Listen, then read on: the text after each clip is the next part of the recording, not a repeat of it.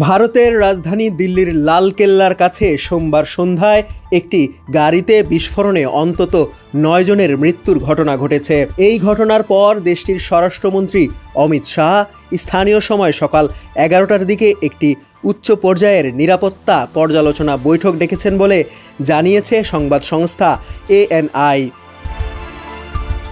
এই বৈঠকে অংশ নিচ্ছেন শীর্ষ নিরাপত্তা কর্মকর্তারা, যাদের মধ্যে রয়েছেন স্বরাষ্ট্র সচিব গোবিন্দ মোহন, গোয়েন্দা ব্যুরোর পরিচালক, জাতীয় তদন্ত সংস্থার মহাপরিচালক এবং দিল্লি পুলিশের কমিশনার। বৈঠকে সভাপতিত্ব করবেন অমিত শাহ।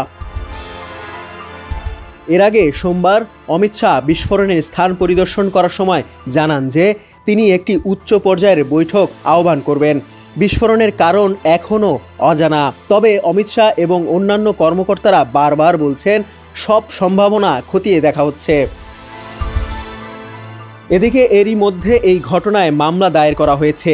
দিল্লির উত্তরের ডিসিপি রাজা বাথিয়া জানিয়েছেন আনলফুল অ্যাক্টিভিটিস অ্যাক্ট ও BNS অধীনে সংশ্লিষ্ট ধারায় মামলা দায়ের করা হয়েছে। ডিসিপি রাজা বাথিয়া জানিয়েছেন এই ঘটনার তদন্ত এখনও চলছে এবং প্রয়োজনীয় তথ্য প্রমাণ সংগ্রহ করা হচ্ছে। তিনি সাংবাদিকদের বলেন, তদন্ত চলছে।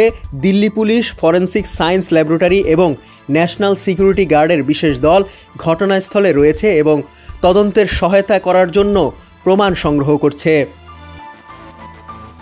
লালকেল্লার কাছে ভয়াবহ ওই বিস্ফোরণের পর পাকিস্তান, বাংলাদেশ ও নেপাল সীমান্তে উচ্চতর সতর্কতা জারি করেছে ভারত। বিস্ফোরণের ঘটনায় আরও বেশ কয়েকজন আহত হওয়ার খবর পাওয়ার পর সোমবার রাতেই আন্তর্জাতিক সীমান্তগুলোতে নিরাপত্তা কড়াকড়ি করা হয়। সীমান্তরক্ষী বাহিনী পাঞ্জাবের ভারত পাকিস্তান সীমান্ত জুড়ে নজরদারি বাড়িয়েছে বলে জানা গেছে।